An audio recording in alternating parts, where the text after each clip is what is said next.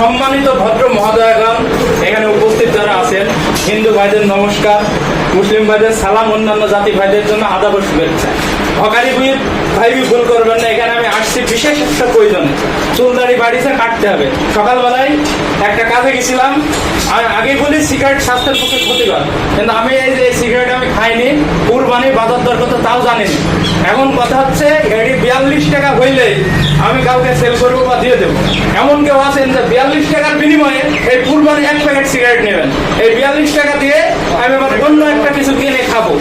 সংসারে অভাব, বউ বিদেশ, রাইতে অন্ধকার, জীবনের উপরে কোনো মায়া মহব্বত নাই, তাই এখন সিগারেট বিক্রি করছি।